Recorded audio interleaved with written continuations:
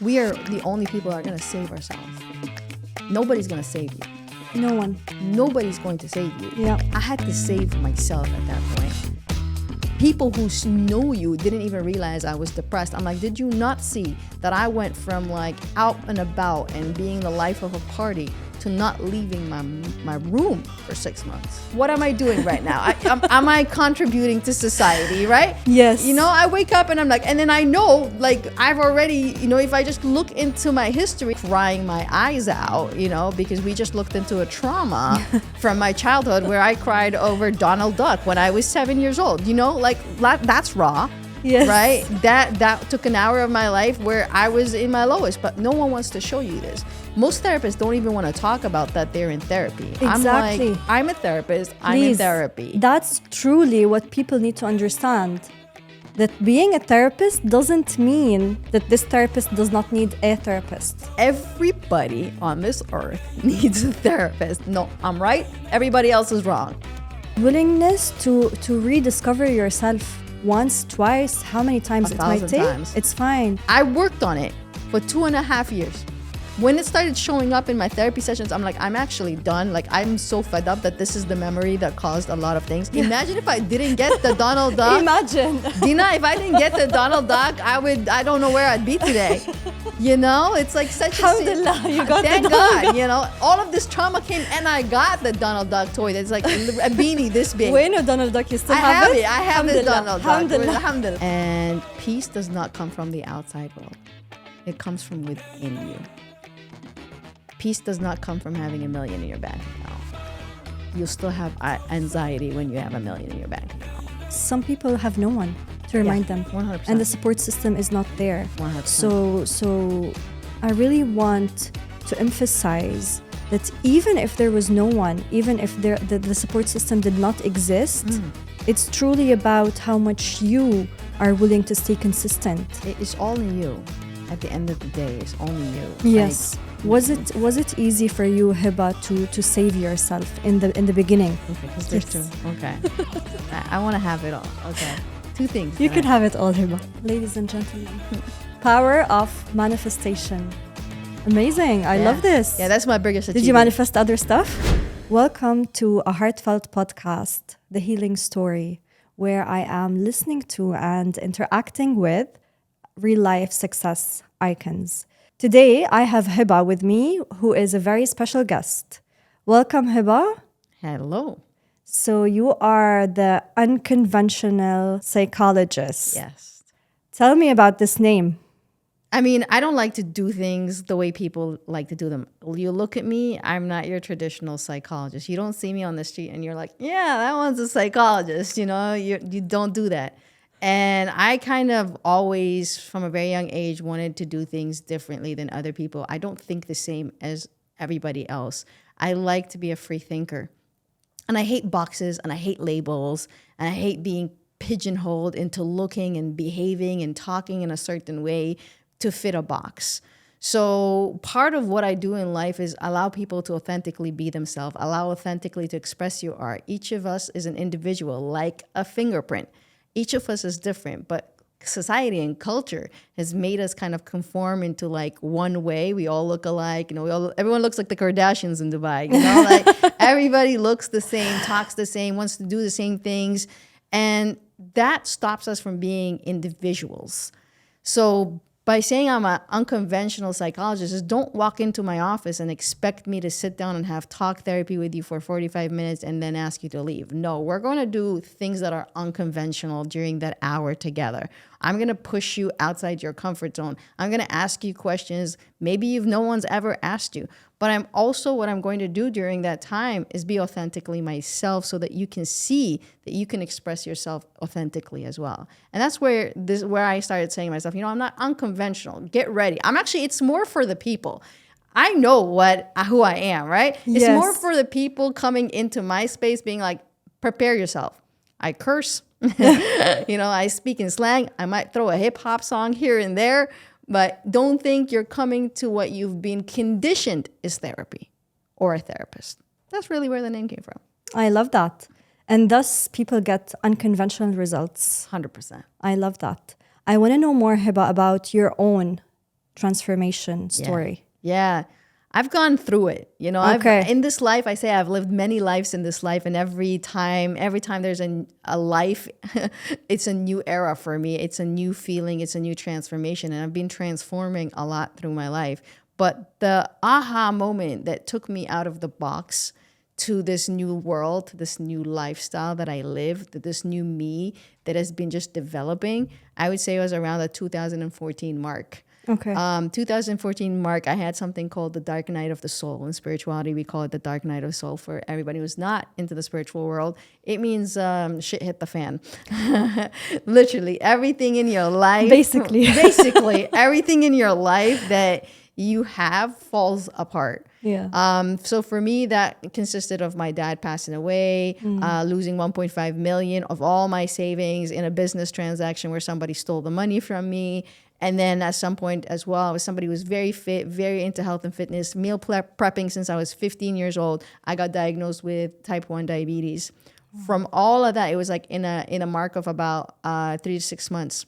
Wow. Yeah, That's it was intense. hit after hit after hit. And there was also a lot of other things happening in the background. I was unfulfilled in what I was doing in my career. It was just like life became hopeless and helpless. I was really devastated. I was really down like a robot. I was just getting up doing the same thing over and over until I realized that I was actually functionally depressed. Functional depression is a type of depression where you're able to get up and function and do your day-to-day, but you have no soul and no life and no energy to do anything else. And I'm an extrovert. I'm a people person. So during that time, I went from, before that time, I was like out, being with people, being with friends, living my best life. That period in my room 24/7, go to work, come back in my room, go to work, like for 6 months. And what saved me, and this is a funny story, is what saved me was a TV show. So Wow. I was binge watching TV because, you know, you're depressed. What you do is you eat junk, you binge TV, and you do what you're supposed to do, lay in bed as you're depressed. Yeah. And I was watching a TV show called Scandal. And Scandal is led by a lady called Olivia Pope in the show. And Olivia Pope is this badass woman, like alpha female, fixer of the White House. And her team and her were going through a struggle. And she had a monologue where she was looking into the camera. And she said to the camera, like, life will you up and life will push you down and life will do that. But are you a gladiator in this life or are you, you know, like that was this. And I looked at myself and I was like, I'm a gladiator, you know, and it pumped me up. My whole blood was rising through my body. My heart was pumping. Something about that monologue was for me. And I just kind of jumped out of bed. I looked at myself in the mirror and I was like, this is the last day you're ever going to feel like this. And it was an oath I made to myself. And that was really the last day I ever felt like that. I woke up next morning, hit the gym at 5 a.m., got out, went to work, left after work. I was already a psychologist. I knew that I had to fix my mental health. I wasn't working in psychology, but I had the background of it. Okay. And I knew I had to get my mind straight. I never worked in psychology because I didn't like the method of sitting and talking to somebody. Okay. So I was like, this doesn't sound like it's going to give me any results. So what I did is when I got out that next day, I went and I was like, all right, I need new information. And I went and became obsessively curious about mental health at that point, about getting my mindset. It was very selfish. It wasn't like I'm going to save the world. It was, I'm going to get myself right. And I got myself right. I read, I think in that month, I read about 200 books. Like I was just reading books and research and understanding, and my mood started to change and my brain started to awaken, and I just became obsessed with mental health. Obsessed. You know, understanding how your brain works, understanding why did I get into that phase of my life. I thought I was resilient. Like I've gone through worse stuff before that, but why was that the breaking point of me? Why was that where I gave up? And there was days where I was like, I am done. Why am I on this earth? Like, what are we here to do? And these are big existential questions to ask. Why am I here? It's not what is my purpose? Why am I here? There's difference. Why am I here and why am I purpose, right? Mm-hmm. There's two different questions. And I think what's important to know is we are the only people that are going to save ourselves. Nobody's going to save you. No one. Nobody's going to save you. Yeah. I had to save myself at that point. People who know you didn't even realize I was depressed. I'm like, did you not see that I went from like out and about and being the life of a party to not leaving my room for 6 months from my house? Like, do you not notice that? But people don't notice because they're busy with their own drama. And we hope that somebody will come to save us because society has conditioned us with these superhero movies that somebody's going to come and save the day. You are only going to save the day. So I had to step up for myself and save myself. And when I saved myself, I started to understand better that everything outside of me is inside of me. Everything outside is inside. I fix the inside, the outside changes. And that was kind of what my obsession began with. You know, I said that if you're not obsessed with something, you can't create change. You have to be obsessed. And I was obsessed with understanding my mind and creating change in my life. And as I was creating the change of my life, transformations were happening. I call them like, you go through phases in life. You go through phases. The first phase is that you think you're transforming, right? You think, oh, like, yes, I got it. You just kind of peeled the plaster. Yes, the first layer. The first layer. You know, it's just not even your skin. That was the plaster. Yeah. Right? But then you have to do surgery on this arm. That's how deep you're going to go. Like, it's not like, oh, all right, now it's self-love and we're all good, right? There is deep healing work that has to happen. You have to look at the deepest, ugliest parts of yourself, and we all have ugly parts of ourselves, and be like, I can look at that without judging it. I can look at that part of me and understand it. I can look at that part of me and empathize with it.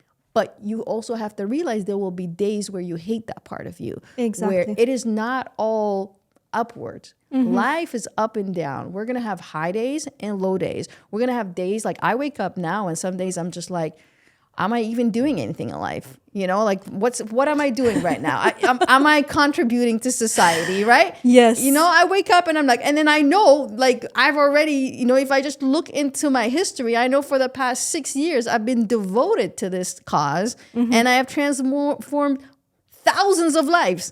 And I still wake up some days and say, have I done enough? Am I contributing?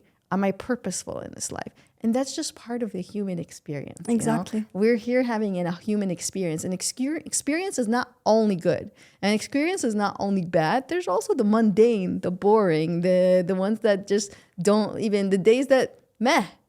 It's a meh day. That's part of your experience as well. Yes. And I think because of social media and because of all the things that we see, we've been so programmed of this like happiness, pursuit of Everything's happiness. perfect. Life is amazing. Everyone's always happy.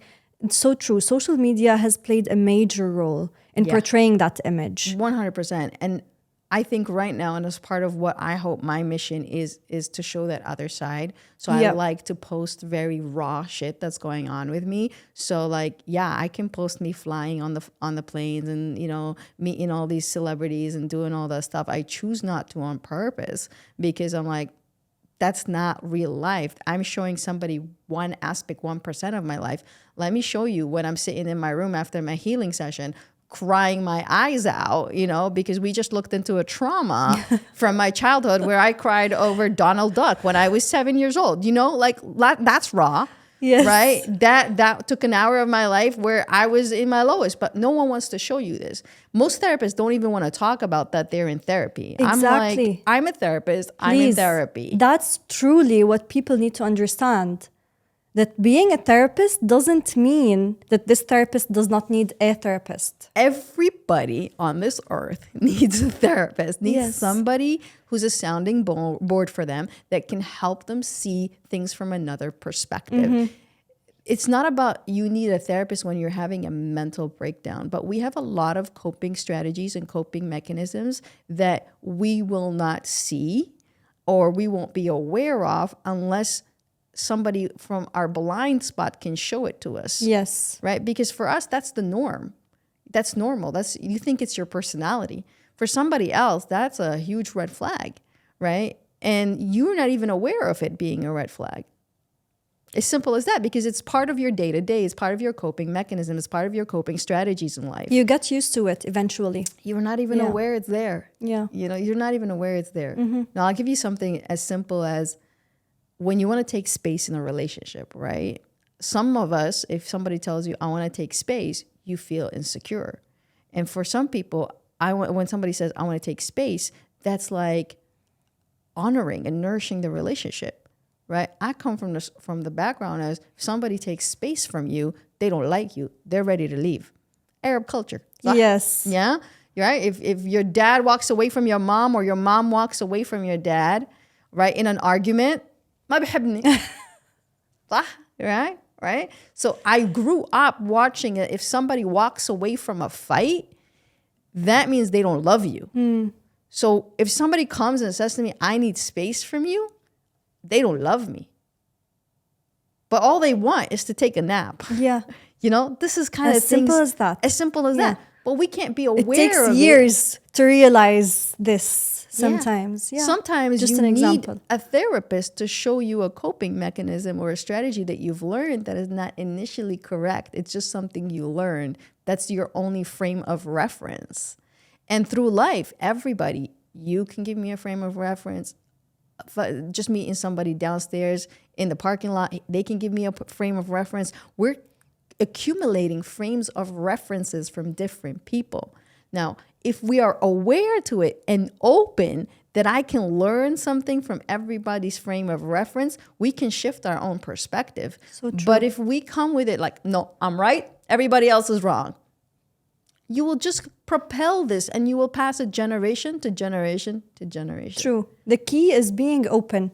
Openness and willingness to learn. Willingness, yes. That's And the correct willingness to rediscover yourself once, twice, how many times it might 1,000 take. times. It's fine. You have to kill parts of your personality, invent new parts of your personality, you know, retire. I have a thing that I do that's quite fun. Every time I retire a personality that no longer serves me, I create a basketball jersey. I put the name of the persona. I put a number and I hang it up. I'm like, ma salama, you know, like hang it up, right? And for me, that's symbolic to be like, so for example, I had a persona called the sergeant. The sergeant was drill, wakes up at 5, sleeps at 10, you know, talks to you like that. Everything needs to be routine and simple. We eat the same food every single day. We train the same way. You know, it was very militant. And I learned that from my mother. So at one point, I was like, this no longer serves me, being so militant in everything that I do, being so tough on myself on everything I do. So I retired the sergeant. Now there's a soldier there somewhere, but I retired the sergeant. Yeah. Right? But this is what I wanted to ask you, is that even this personality that you retire from, it still comes back sometimes. It can. But it will always, if you go to the deep-rooted cause of it and heal the deep-rooted cause of it, it will release. Okay. Right? Sometimes you're just peeling an onion. So you peeled the first layer of the sergeant, the second layer of the sergeant. It's not actually coming back. It's just another layer, another layer, another layer until the onion is fully peeled. Yes. Khalas, then you're done. Khalas. Yes. That's it. That's it. Yeah. Okay. And that can go over years. Like I had one memory and I always like to talk about this memory. It has shaped so much of my life and it wasn't even traumatic in the name of trauma. Like I could give you a million other memories that were traumatic. It's a memory. We're in Disneyland with my mom, with my whole family. I never asked for anything as a kid. This one day, there was this little small Donald Duck, this big. And I asked my mom, can you buy me this Donald Duck? And she said, okay, but this is the last thing I'm going to buy you. Backstory, she just bought like all these clothes for me from Walt Disney and all the, you know, the bags and all of the things, right? Maybe not what I wanted, but what she thought I wanted, but I just wanted this little toy. This memory, I worked on it for 2.5 years. When it started showing up in my therapy sessions, I'm like, I'm actually done. Like, I'm so fed up that this is the memory that caused a lot of things. But what it taught me was like, when you ask for help, people will say no. When you ask for for support, people might judge you. If you ask for something you want, people be the lukifi, you know? And for her to say, this is the last thing you can ask for, made me as a child feel like I'm a burden. I ask for so much. It's such an easy memory. But I stopped asking for anything in life and doing shit myself because of this memory. Wow. Now, was it my mom's intention? Obviously not. But that's how a child processes stuff when they're young. So this simple memory of I got the Donald Duck at the end. It's not like I didn't get the Donald Duck. Yeah. Imagine if I didn't get the Donald Duck. Imagine. Dina, if I didn't get the Donald Duck, I don't know where I'd be today. You know, it's like such Alhamdulillah, you got thank the Donald God, you know, all of this trauma came and I got the Donald Duck toy that's like a beanie this big. Wait, no, Donald Duck, you still have it? I have the Donald Duck. Alhamdulillah. Alhamdulillah, right? Like, I'm just like, imagine what we can go through though. Yeah. It's wow. crazy. Wow. It is crazy. And thank you for sharing this. Thank you for being so transparent about Always. it. And this is exactly what I try to convey. Like, it doesn't have to be something so bad, or yani, it could be this the simplest sentence, but the effect it has on the child is what really... Exponential. Yeah. Exactly. How is little Hiba now? Oh, she's having the time of her life. You know, she does have days where she throws tantrums for sure, you know, but reparenting myself has been kind of one of my best experiences in life. It has given me a lot of nurturing abilities. And in the past, I didn't think I was a nurturing person. Today, I feel I'm such a nurturing person because I started nurturing my inner child first. And then that kind of opens up and spreads into the rest of your life, that you become a nurturing person that takes care of people. Yeah, she likes to have fun. She likes to be playful. She likes to self-express. She likes to be creative. And it's my responsibility as the adult Hiba to consistently allow her the space to do that and create the space for her to do that. We get so sucked up in our day-to-day and this being an adult that we sometimes forget to have our childish fun moments, our play moments. And honestly, this is something that is still a work in progress for me, to make sure play is integrated into my lifestyle. I have it as days where I play, but it's not a seamless, easy integration. And for me, if you tell me what is your goal in life, like what is a goal, for me is to be enjoying my life in every moment with play and work. Like that's my goal. It's not one or the other. I don't have numbers. I don't have finance. I've hit all of those. Listen, this is something I want to tell you and everybody that's listening. We say when I get the million, I'll be happy. You hit the million. You're still like, what's going on? I'm missing something, right? Then you say, okay, maybe it's 2 million. Then you'll hit that number and you'll still feel like, what's missing? There's something else. Yes, there's something else. I came to a point to realize that no matter what accomplishment and goal, start the business, start 2 businesses, start 3 businesses, make passive income, make another stream of passive. It's never going to give you what you truly want. And what we're all looking for at the end of the day is peace. Yes. Full stop. And peace does not come from the outside world. It comes from within you. Peace does not come from having $1 million in your bank account. You'll still have anxiety when you have $1 million in your bank account because you think you're going to lose it. Yes, exactly. It might even get worse. Because the fear is within you. It's not outside of you. Mm-hmm. You've achieved all these external things, but the internal thing, the little girl internally, the nervous system that's dysregulated is still you. Whether you have $1 million or 10 million, the dysregulated nervous system is you. And the only way you can find peace is when you learn how to rest and relax. Yes. And honestly, this is where I am in my phase of my life, my transformation right now. Mm-hmm. I'm learning. I don't know how to do it. I'm learning. I'm learning how to rest and relax. Hence why I'm going away on a trip for a whole month. My therapist prescribed this for me this year. She said, take 3 months off. I was like, girl, I can't do that. She was like, you can. You have all things in place to go away for 3 months. I'm like, my nervous system can't do 3 months.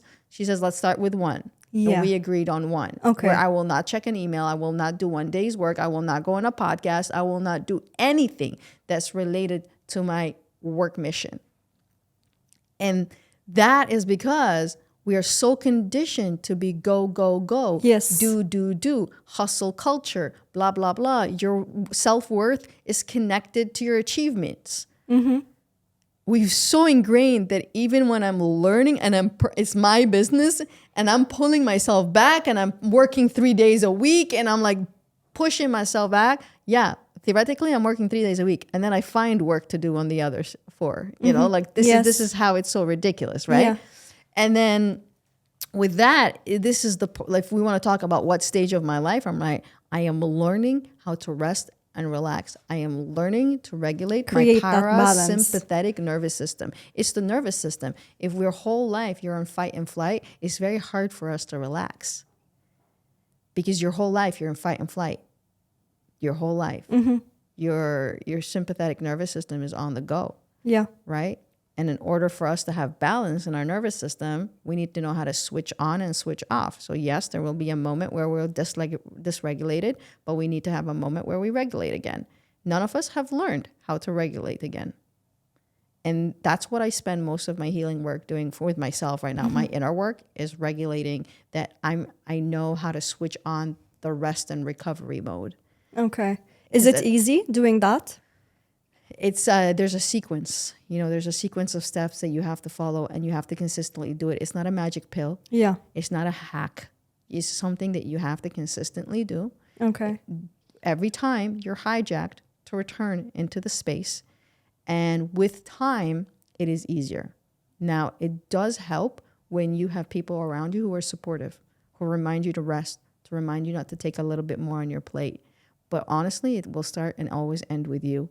So definitely, because sometimes some people have no one to remind them, 100%. and the support system is not there. 100%. So I really want to emphasize that even if there was no one, even if the support system did not exist, it's truly about how much you are willing to stay consistent. It's all in you. At the end of the day, it's only you. Yes. Was it easy for you, Hiba, to save yourself in the beginning of this journey? Yes. And I'll tell you why I say yes. It's because I have 2 virtues and values within me that I had embedded for a very long time, even before that. Consistency and determination. Right? I'm a very consistent person. I love rituals. I told you I was meal prepping at 15. That creates a sort of discipline. Okay. And so when I make, and also I think another thing is when I make my word is my word. If I give you my word, it's my word. So if I give myself my word, it's my word. And I think that moment when I said that vow, that was a word that I gave myself. And I immediately kind of went into this space of, all right, let's go. Let's put all our ducks in a row. Let's put A, B, C, D, E, all ducks in a row, and let's get it done. Let's get it done. And that's consistency and that discipline to be consistent. And determination comes from the point of view of that, you know what? I deserve to win. I'm determined to win. This is my story here. I'm going to win. No one's going to win for you, and nobody's going to want you to win over them and, all that kind of stuff. But you have to, I can't want it for you. A lot of these podcasts tell me, say one motivational thing at the end of the podcast for people. Motivate them. And I'm always like, you got to motivate yourself. Easy and simple. Tell me one thing that you learned about yourself during that dark night of the soul and all the journey up till today. One major thing you learned about Hiba. I learned that I'm multifaceted. I'm not one thing. And I think that helped me with so much in my life, because being multifaceted means I can be Hiba the poet, because I write a lot of poetry. I can also be Hiba the healer. I can also be Hiba the best friend. I can be Hiba the aunt.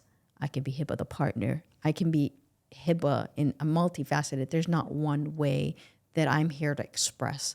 I'm here to express in multiple ways. And I think that released me from this burden of I need to be one thing. Yeah. And how is your emotional well-being today? Right now? Yeah. Today? Yeah. I would say I'm at a 10. Okay. All right. If you checked on me last week when I had 6 hours of sleep the whole week, it would have been a 3, right? And this is again what we discussed is nothing is nothing is stagnant. Nothing is things in life are up and down. They fluctuate. There's fluctuations. So you can find me at a 10 right now, but later on the day, I might be a 5. The whole idea is not about where we are on the emotional scale, is how well are we taking care of ourselves during these days.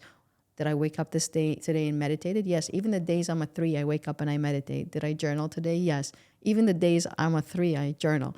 Did I eat my right food today and hydrate? Yes, 100%. But even in those days, but sometimes it's like a wave. You don't know what's coming. You're going to be surfing the waves some days. Some days you're going to be drowning on the waves. Some days you're going to just be chilling on the beach. And all parts of this journey are beautiful and perfect.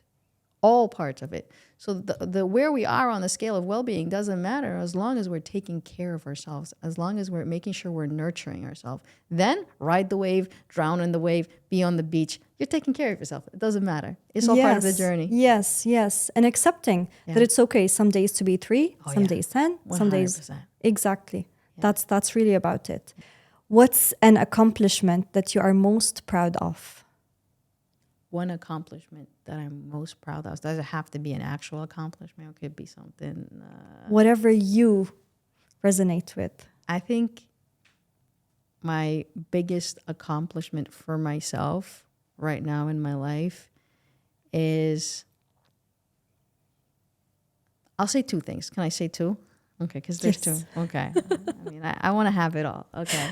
2 things. You can have it all, Hiba. I want to have it all right?